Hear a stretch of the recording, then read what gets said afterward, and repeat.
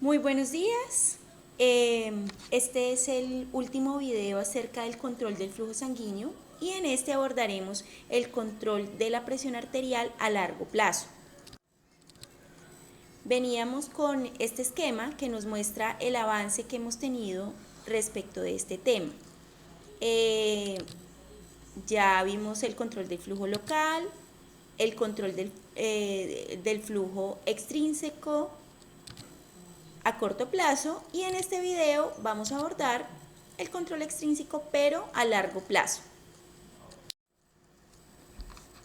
Antes de avanzar a los mecanismos de control a largo plazo mediados de forma hormonal y humoral y renal, debemos detenernos un momento a hablar un poco sobre el cambio de la vascularización tisular que se produce cuando un tejido está sometido mucho tiempo a hipoxia.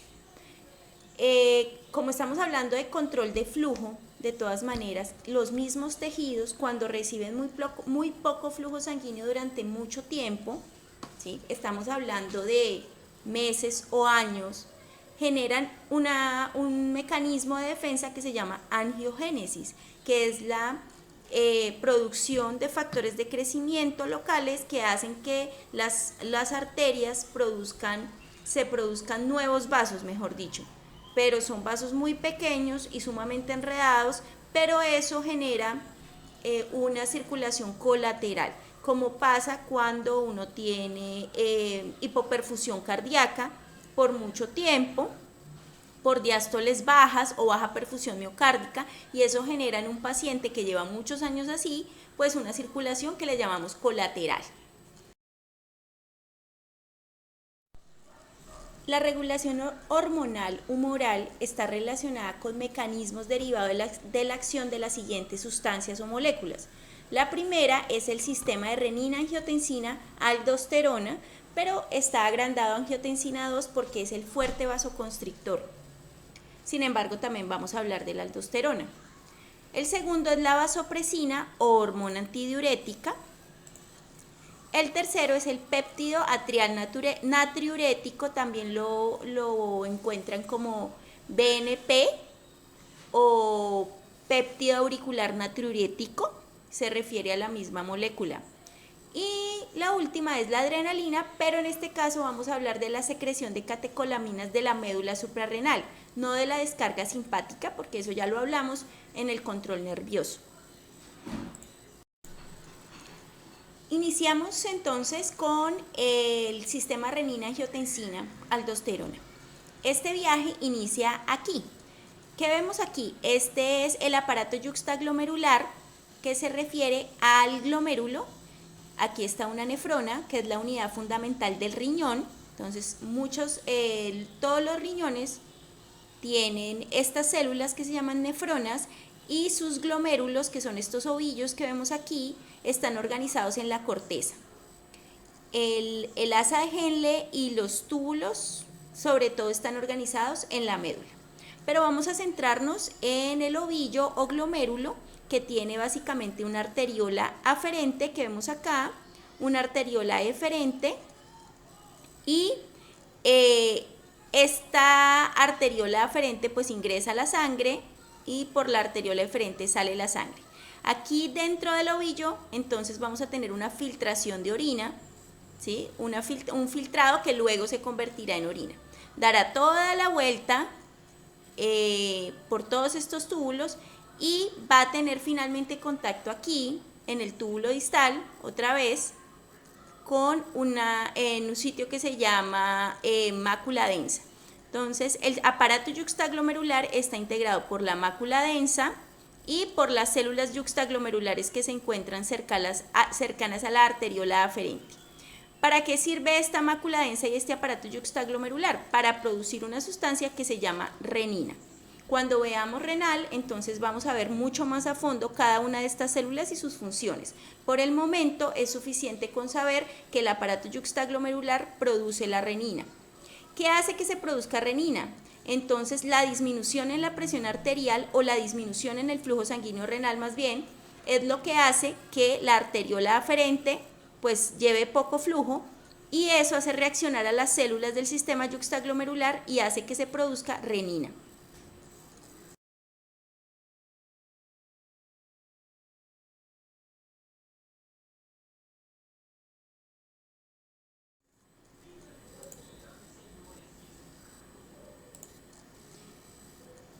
En el hígado se produce una sustancia que se llama angiotensinógeno.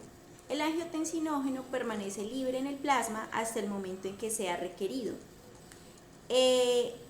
La renina que se ha producido en el riñón, como vimos en la diapositiva anterior, resultado de una baja de la presión arterial o un bajo flujo sanguíneo renal, mejor dicho, hace que este angiotensinógeno se convierta en angiotensina 1 en el sistema vascular, en el plasma. Luego esta angiotensina 1 es transportada por el sistema circulatorio hasta la circulación pulmonar, donde se encuentra con esta enzima, que es la enzima convertidora de angiotensina o ECA, y convierte la angiotensina 1 en angiotensina 2. La angiotensina 2 pues tendrá la función de unirse a receptores AT1A que están acoplados a proteína G, y lo que hace es que es una de las células que es una de las proteínas que está, en este caso, se está asociada a fosfolipasa C, lo que hace que se produzca IP3, se aumente la concentración de calcio, y ustedes ya saben qué va a pasar cuando aumenta la concentración de calcio, genera vasoconstricción en el músculo liso vascular. Observemos en esta diapositiva como el angiotensinógeno, una molécula de 14 aminoácidos, cuando se encuentra con la renina, pierde 4 de sus aminoácidos, lo cual lo deja de 10, que es la angiotensina 1, y seguido a eso, cuando se encuentra por su paso por el endotelio pulmonar, pues entonces pierde 2 aminoácidos más hasta que se convierte en angiotensina 2, que es una sustancia de 8 aminoácidos. La angiotensina 2 puede tener una transformación adicional si pierde uno más de estos aminoácidos y se convierte en una molécula que se llama angiotensina 3, se la pueden encontrar en algunos textos más modernos, pero hasta el momento no se ha encontrado que tenga una función vascular muy importante. Parece tener una relación muy especial con la médula, la corteza suprarrenal, implicada en el proceso de producción de aldosterona, pero a nivel vascular no se han descrito funciones que sean muy importantes. En esta diapositiva vamos a observar que todo inicia entonces con la disminución de la presión arterial. Entonces vamos a estudiar esta vía completa con los elementos que ya tenemos. Entonces el sistema renina-angiotensina-aldosterona tiende a contrarrestar los cambios de la presión arterial. Si disminuye la presión arterial, esto genera obviamente activación simpática, que es lo que ya estudiamos en el control nervioso, pero también disminuye el flujo sanguíneo renal, lo que aumenta la secreción de renina. Ya dijimos que se produce en el sistema yuxtaglomerular. La activación simpática también puede estimular el riñón y hacer que el sistema yuxtaglomerular produzca renina, así que es una doble estimulación. Esa producción de renina pues termina con la vía que ya vimos en produciendo angiotensina 2. Luego la angiotensina 2 ya dijimos que es un fuerte vasoconstrictor que está asociado a IP3, ¿cierto? Toda la vía del IP3, por favor si no la recuerdan estudienla, que aumenta la concentración de calcio generando vasoconstricción, pero no tiene solamente esos efectos. Es una molécula bien interesante porque también tiene receptores, ya no AT1, sino diferentes. Por favor les pido una de las preguntas que consulten cuáles son los receptores en la corteza suprarrenal de angiotensina que inician la vía de la producción de aldosterona. En todo caso, la angiotensina 2 estimula la corteza suprarrenal y se produce la secreción de aldosterona. Esa secreción de aldosterona hace que aumente la reabsorción de sodio, porque la aldosterona tiene la función de aumentar la reabsorción de sodio a nivel del túbulo distal y colector de las nefronas. Entonces, cuando aumentamos la aldosterona, se aumenta la reabsorción del sodio. Si se aumenta la reabsorción del sodio, ¿qué significa eso? Que vamos a dejar de perder sodio en la orina y se va a devolver hacia la sangre, y detrás del sodio siempre va el agua. Como va detrás el agua, entonces el volumen plasmático vascular va a aumentar, y si aumentamos el volumen plasmático, eso aumenta el retorno venoso y hace que la precarga aumente, lo que hace que el gasto cardíaco aumente. Y finalmente, si yo aumento el volumen sistólico, pues voy a aumentar la presión arterial, como ustedes ya saben. También por esta vía de la vasoconstricción, si aumento la resistencia vascular sistémica, porque esta vasoconstricción, cuando nos referimos a aumentar resistencia vascular sistémica, nos referimos a arteriolas específicamente, entonces también va a aumentar la presión arterial. Quiere decir que el efecto de la angiotensina para aumentar la presión arterial, pues tiene dos vías importantes. Pero ahí no paran los efectos de la angiotensina. Antes de avanzar a las otras funciones que tiene la angiotensina 2, vamos a ver un pequeño experimento que hizo este señor que se llama Goldblatt, que en cierta forma explica cómo la estenosis renal, la estenosis de la arteria renal, produce hipertensión. La hipertensión arterial es una enfermedad donde las personas tienen cifras de presión arterial elevadas. Nosotros en un video pasado habíamos puesto cuáles son los niveles normales en la primera, digamos, video de presión arterial, lo pueden consultar allí. Pero entonces, ¿cómo se explica que una persona tenga hipertensión arterial? Hay varios motivos, algunos son conocidos y otros son desconocidos. Cuando es desconocido decimos que es una hipertensión arterial idiopática. Cuando son conocidos, generalmente están asociados a los siguientes eventos, como es la estenosis de la arteria renal. Observemos esto. Aquí tenemos una arteria renal y un riñón funcional. ¿Qué pasó aquí? El experimento de Goldblatt indica que si uno pone una pinza aquí en la arteria renal, va a suceder lo siguiente. Disminuyó la presión y enseguida se empezó a producir renina, lo que generó angiotensina 2, que genera vasoconstricción y finalmente aumenta la presión. Claro, y dirán, pero eso no es lo mismo que ya explicó. Claro, pero cuando Goldblatt hizo el experimento, eso no se sabía. Y muchas personas ya llegaban con estenosis de la arteria renal producida por ateromas o placas de grasa que disminuían el flujo renal y eso les producía hipertensión. De hecho, les sigue produciendo hipertensión. Es una de las causas que se puede identificar. Observemos entonces esta imagen. Como les había comentado, la angiotensina 2 tiene muchos efectos, aparte de solamente la vasoconstricción o la estimulación de la médula suprarrenal para producir aldosterona. Aquí inicia lo que ya vimos, disminución del flujo sanguíneo renal. Esa disminución del flujo sanguíneo renal, esto es como un repaso, estimula la mácula densa que produce renina y la renina convierte el angiotensinógeno en angiotensina 1 y la enzima convertidora de angiotensina convierte la angiotensina 1 en angiotensina 2. Pero esta gráfica me gusta mucho porque aunque es de un libro de bases fisiológicas, que es un libro más viejito, pero esta gráfica me parece muy ilustrativa porque grafica los efectos de la angiotensina 2 que son vasculares, como ya vimos vasoconstricción, pero también los que no son vasculares y aún así son muy importantes también para restablecer la presión arterial. El primero de ellos es la sed. La angiotensina 2 tiene receptores en el centro de la sed y eso hace que uno aumente la ingestión de agua. Segundo efecto súper importante, estimula el hipotálamo para la producción de ADH o vasopresina.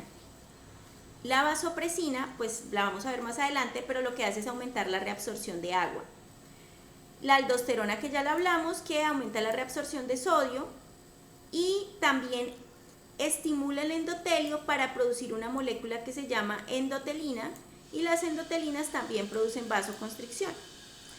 Pero no queda ahí, la angiotensina 2 también es capaz de estimular de forma indirecta el sistema simpático y además la médula suprarrenal para producir adrenalina, entonces se produce un refuerzo del efecto simpático.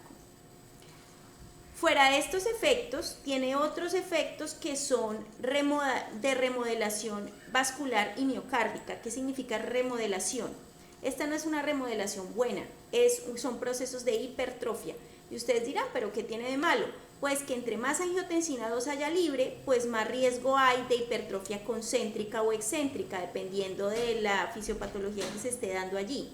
Es decir, que si no controlamos la cantidad de angiotensina que hay, muy seguramente el paciente va a empezar a generar remodelaciones de su geometría cardíaca que finalmente le van a aumentar su poscarga con el tiempo. Muchos de los médicos internistas que manejan pacientes con hipertensión y con toda esta problemática de aumentos de angiotensina utilizan medicamentos para bloquear la vía de la angiotensina 2, ya sea aquí dando inhibidores de la enzima convertidora de angiotensina que evita que la angiotensina 1 se convierta en 2, o dando directamente bloqueadores ARA2, que es lo que hacen es evitar que la angiotensina 2 tenga todos esos efectos porque bloquean su receptor AT1. Pero como sea, el tratamiento de la hipertensión trata de bloquear varias partes de esta vía. Muy bien, la vasopresina, que ya habíamos mencionado antes, es una hormona producida en el hipotálamo. Luego cuando veamos renales la vemos un poco más a fondo, pero vamos a ver lo relacionado con este punto. También llamada hormona antidiurética, y el objetivo es aumentar el volumen plasmático. Recuerden que se produce cuando el volumen plasmático está bajo, es decir, cuando hubo hipotensión. Hay un segundo estímulo que hace producir la vasopresina, que es la hiperosmolaridad. Cuando aumenta la osmolaridad plasmática, así no haya disminución de la presión arterial ni disminución del volumen sistólico, eso puede generar aumentos de vasopresina, recuerden eso. Es decir, que nuestra plasma se ponga con aumentos, por ejemplo, de sodio, de glucosa, etc. Quiere decir que la osmolaridad plasmática esté aumentada. Esto lo vamos a repasar en renal, pero para que lo sepan. Muy bien, el volumen plasmático ha disminuido y eso hace que se aumente la concentración de vasopresina de forma directa e indirecta. Indirecta a través de la estimulación de la angiotensina 2. La vasopresina tiene pues dos efectos. Uno a nivel vascular, que es la vasoconstricción, que lo hace a través de unos receptores que se llaman V1, ¿sí? Estos V1 están asociados a proteína G y aumentan las concentraciones de IP3. Luego quiere decir que están asociados a fosfolipasa C, y entonces ustedes ya se imaginarán que lo que pasa son aumentos del calcio citosólico en el músculo liso vascular que hacen que pues se genere vasoconstricción.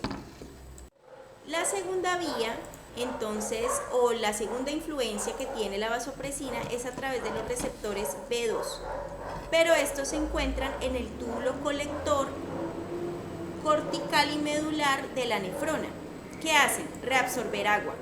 La idea es que hacen que se aumenten unas moléculas, unos receptores más bien, que se llaman acuapurinas de tipo 2, y por ahí se reabsorbe más agua hasta que el volumen plasmático se restablece.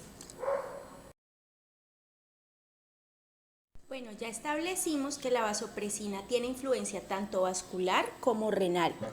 Sin embargo, el efecto de vasoconstricción de la vasopresina a través de los receptores V1 es más acentuado en algunos órganos que en otros, y eso hace que haya una redistribución mejor del flujo. Observemos esta imagen. Aquí parece que hubo una vasoconstricción generalizada. Fíjense, la vasopresina tiene una más influencia en ciertos órganos que en otros, sobre todo en la piel y en el músculo, pero no tiene mucha influencia sobre los vasos del riñón. Muy bien, entonces diapositiva de repaso. La vasopresina, ¿dónde se produce? En el hipotálamo. ¿Dónde se almacena? En la neurohipófisis, y de allí se libera. ¿Qué hace que se produzca vasopresina? Entonces, dos estímulos: la disminución de la volemia o el aumento de la osmolaridad plasmática. Eso hace aumentar la concentración plasmática de vasopresina, también llamada hormona antidiurética. Además del efecto vasoconstrictor que vimos en los receptores B1, también tenemos un efecto sobre los receptores B2 en el túbulo colector cortical y medular, que es la reabsorción de agua, que eso hace incrementar la volemia y finalmente ayuda a aumentar la presión arterial. Todo esto, por supuesto, tanto el sistema renina-angiotensina como la vasopresina y la aldosterona, estamos hablando de regulación a largo plazo. Todas estas cosas que hace el riñón le toman de 12 a 24 horas para arrancar y hasta un total de 48 horas para poder cercanamente restablecer los niveles. Muy bien, entonces, todo el sistema renina-angiotensina-aldosterona que tenemos aquí y toda esta regulación que hemos venido estudiando, lo que va a terminar es en aumento de la volemia y en aumento de la presión arterial, ¿sí? Recordemos que tanto la reabsorción de agua por la vasopresina como de sodio accionada por la aldosterona son a largo plazo. Y fíjense todos los órganos de los que hemos hablado para lograr esta interacción. Cerebro con el hipotálamo, pulmón con la ECA, hígado con la producción de angiotensinógeno, aldosterona en la producción adrenal y también de aldosterona y el riñón. Es decir, que es bien aparatoso. Para terminar la parte de qué sucede cuando disminuye la presión arterial, dijimos que además de la estimulación del eje renina-angiotensina-aldosterona, la producción de vasopresina, la médula suprarrenal también iba a producir, es decir, el simpático produce una estimulación a la médula suprarrenal que hace que produzca adrenalina sobre todo. También produce cierta cantidad de noradrenalina, pero en menor proporción. Sobre todo se produce adrenalina. La adrenalina es muy afín a receptores beta-adrenérgicos, sobre todo los receptores beta 2, es decir, estos. Así que pueden, dado caso, producir algo de vasodilatación y algo de disminución de resistencia vascular. Pero digamos que no tiene un efecto muy importante sobre la presión arterial media. También la adrenalina tiene un efecto inotrópico positivo a través de los receptores beta 1 adrenérgicos cardíacos. Eso hace aumentar la fuerza de contracción, aumentar la frecuencia cardíaca. Ese aumento de fuerza de contracción pues aumenta el volumen sistólico y en suma con la frecuencia cardíaca pues aumentará el gasto cardíaco y se verá reflejado en un aumento de la presión de pulso. Sin embargo, se ha visto, y lo observamos en esta gráfica, que la vida media, o mejor dicho, el efecto de la adrenalina, pues no afecta de forma muy severa la presión arterial media, es decir, que se mantiene constante. Así que es un mecanismo que, aunque es importante, no es tan definitorio como lo es el eje renina-angiotensina-aldosterona. Muy bien, hasta aquí habíamos hablado de qué pasaría si disminuyera la presión arterial o la volemia. Ahora nos toca hablar de qué pasa cuando aumenta la volemia, porque también debe haber una regulación de la presión arterial si aumenta la volemia o aumenta la presión arterial de manera o a largo plazo, porque ya sabemos que el control nervioso se satura después de cierto tiempo. Entonces tenemos lo contrario. 3 vías: disminución de la secreción de la hormona antidiurética, lógicamente, reducción de la descarga simpática renal, lo que hace que disminuya la liberación de renina, y finalmente, y el más importante, liberación del péptido natriurético auricular, que ya lo habíamos mencionado antes. ¿Cuáles serían pues los efectos del péptido natriurético auricular? O BNP también lo van a encontrar. Se secreta en la pared de la aurícula en respuesta a estiramiento de la misma. ¿Cómo se estira una aurícula? Pues generalmente y en condiciones normales por aumento del volumen plasmático. Sin embargo, pueden haber situaciones donde no es que haya aumentado el volumen plasmático, sino que hay procesos de hipertrofia, de insuficiencia cardíaca que congestionan la aurícula y resultan aumentos del péptido natriurético auricular sin que haya un verdadero aumento del volumen plasmático. De hecho, el péptido natriurético auricular se usa como criterio clínico de insuficiencia cardíaca. Por favor, buscar este dato, cuáles son los niveles normales y cuáles son los niveles donde ya se considera patológico en un paciente, cuando ya se sabe que el volumen plasmático es absolutamente normal o al contrario está aumentado, pero levemente. Esta distensión auricular, digamos, volvamos a las personas normales, esta distensión auricular que se produce cuando hay hipervolemia genera que esas células de esas aurículas produzcan péptido auricular natriurético. ¿Qué hace el péptido auricular? Tiene dos efectos también. Aumenta la vasodilatación, ¿sí? Quiere decir que es un vasodilatador y esa vasodilatación aumenta el flujo sanguíneo renal. Al aumentar el flujo sanguíneo renal, eso ayuda al aumento de la excreción de sodio porque se filtra más plasma y eso crea más orina. Este aumento de excreción de sodio también se hace por otra vía. Se disminuye la reabsorción de sodio a nivel del túbulo proximal. Generalmente en el túbulo proximal, o sea, está el ovillo de la nefrona, ¿cierto? Aquí lo vamos a dibujar, vamos a hacer un dibujito feo, pero bueno, eso. Está el túbulo proximal, el asa de Henle y el túbulo distal y colector. Generalmente en esta zona, en el túbulo proximal, es donde se reabsorbe el 60% del sodio.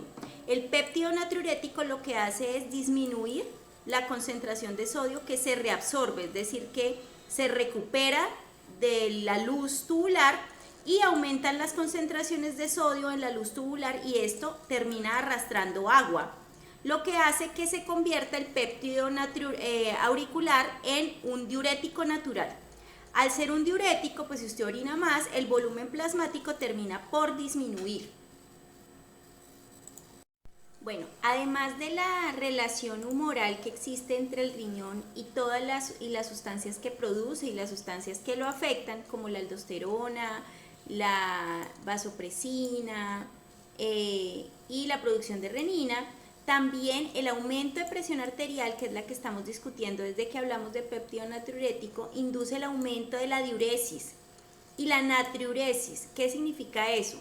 Diuresis significa aumento de orina y esto significa pérdida de sodio, ¿sí? Observemos esta curva de presión arterial. Si aumento la presión arterial hacia allá, la diuresis aumenta. ¿Cómo es posible esto? Observemos los cambios en la gráfica. Fíjense entonces, aquí tenemos una presión arterial media de 100 milímetros de mercurio. Aquí la tenemos. Y esta está relacionada con un nivel de diuresis. Observen la siguiente gráfica. ¿Qué pasó cuando aumenté la presión arterial? Luego aumentó el nivel de diuresis. ¿Cómo es que pasa esto? Observemos la siguiente explicación.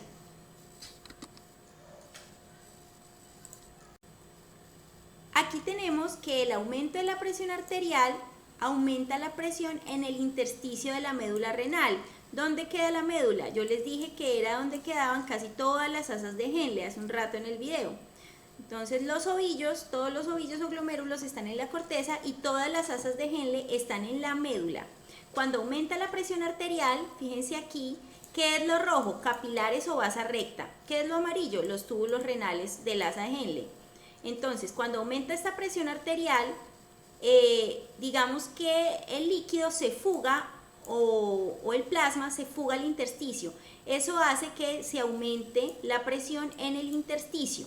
Cuando se aumenta la presión en el intersticio, en el asa de Henle generalmente el agua sale y el sodio también se reabsorbe, ¿sí? Pero si la presión está aumentada en el intersticio, esto no va a suceder y el agua se va a quedar y el sodio se va a quedar dentro del asa de Henle y eso quiere decir que va a aumentar la diuresis por efecto de aumento de la presión arterial.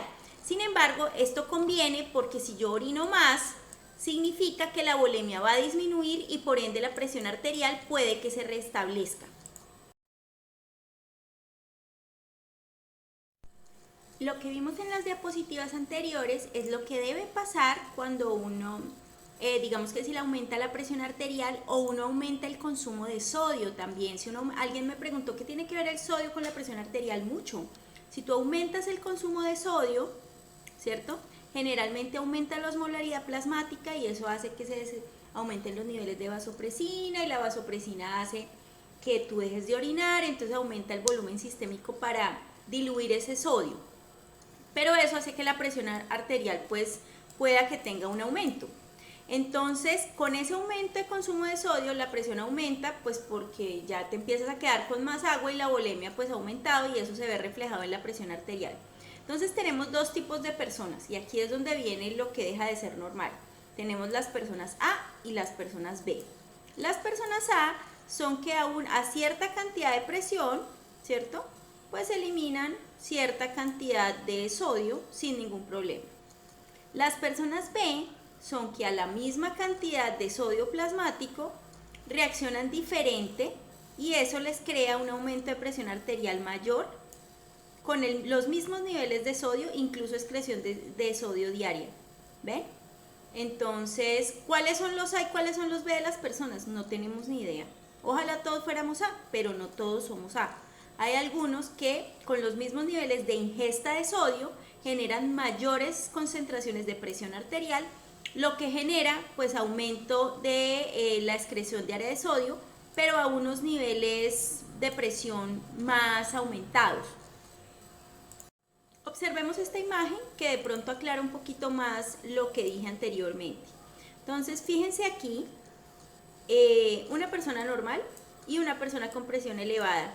La persona con presión elevada tiene la misma ingesta o excreción de sodio que la persona normal, pero reacciona peor a la ingesta de sodio. Con la misma ingesta de sodio que la persona normal, tiene unas presiones muchísimo más altas. La vaina es que no sabemos diferenciar entre las personas que van a reaccionar normal de las personas que van a reaccionar elevando la presión, ¿sí? Siempre cuando consumimos sodio, siempre se eleva un poquito la presión. ¿Por qué? Porque se empieza a producir vasopresina y la vasopresina reabsorbe agua para diluir ese sodio y la presión aumenta, porque aumenta la volemia. Solo que algunas personas aumenta de manera normal, como en esta curva, y hay otras que aumenta así, de manera severa, ¿sí? El problema es que no sabemos diferenciar las personas normales de las personas que van a reaccionar así. Así que hay que recomendarles a la mayoría de personas que traten de comer bajo en sal. Cada vez que ustedes se comen unas papas, esas que se están comiendo ahora, muy saladas, eso está haciendo que su presión arterial aumente, ¿sí? ¿Cuánto le toma el riñón arreglar eso que usted está haciendo? Acuérdese, arranca a las 12 horas y por ahí a las 48 horas está arreglando la cantidad y regulando la cantidad de sodio en sangre. Entonces es mucho trabajo para el riñón. Y todos esos días pues va a tratar, la presión arterial va a estar un poco más elevada de lo que debería estar. Finalmente, para recordarles que la regulación renal es el mecanismo que opera a más largo plazo en el mantenimiento de la presión arterial.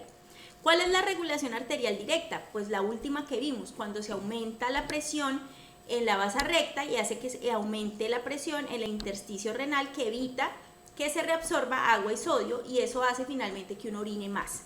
Pero hay otras cosas, ¿no?, que tienen que ver con el riñón, la producción de renina y todo eso también es regulación renal. Para terminar, quiero recordarles que desde el principio estábamos hablando que lo importante, aunque la presión pues son cifras importantes que nos ayudan clínicamente, nuestro organismo está más interesado es en el flujo sanguíneo, es decir, un concepto que se llama volumen circulante efectivo. El volumen circulante efectivo, como lo dice allí, no es un volumen anatómico, sino que más bien es un volumen sanguíneo funcional. ¿Qué quiere decir eso? Es lo que refleja realmente lo que está perfundiendo los tejidos. ¿Y eso cómo lo identifica? Pues a través de la plenitud. Plenitud, ¿qué significa? Dilatación o presión de los vasos. ¿Cómo lo hace? Pues aquí tenemos resumido como todo lo que hemos visto en todos los videos. Entonces, con sensores vasculares de alta presión y de baja presión, y con otros sensores tanto en el sistema nervioso central como en el hígado, que aunque son menos importantes, también ayudan. Dentro de los de alta presión vimos los del seno carotídeo y los del arco aórtico, y hoy vimos los de la arteriola renal aferente, porque vimos que eso, junto con la mácula densa y el sistema yuxtaglomerular, pues ayudan a producir la renina. De baja presión, pues tenemos las aurículas cardíacas y la vasculatura pulmonar, que en las aurículas se produce pues el péptido natriurético. Entonces recuerden que realmente lo que quiere cuidar nuestro cuerpo es el volumen circulante efectivo. ¿Dónde está ese volumen circulante efectivo? Pues en la circulación arterial, y más efectivamente la sangre que alcanza los capilares pues que salen después de las arteriolas, porque ahí es donde se va a dar la verdadera perfusión. Bueno, entonces a modo de resumen tenemos esta bonita gráfica que tenemos allí, no es de nuestro libro habitual, pero me parece muy interesante, que dice el volumen circulante efectivo bajo, ¿cierto? Que eso es como para lo que más tenemos control. Están los receptores de alta presión, de baja presión y el aparato yuxtaglomerular, que lo vimos hoy. Por aquí está la renina, el eje renina-angiotensina-aldosterona, la retención de agua y sodio. En próximos videos veremos las fuerzas de Starling. Y aquí tenemos el aumento de la vasopresina, el sistema nervioso simpático, la excitación cardíaca, que todo termina en aumento de la presión arterial. Si pensamos que el volumen circulante está aumentado, pues vamos a tener un bloqueo de este, ¿cierto? Y tendremos pues todo lo contrario y aumento del péptido natriurético. Un instante para que lo analicen, lo vean, lo recuerden, etc. Muy bien, entonces aquí llegamos al final de este video. El próximo video es acerca de microcirculación. Después de que veamos microcirculación, vemos sangre, qué contiene la sangre, y luego vemos cascada de la coagulación, y por supuesto pues tenemos una evaluación que debemos hacer, que luego veremos si la podemos hacer de forma presencial o la hacemos de forma remota a través de la plataforma de la universidad. Muchas gracias.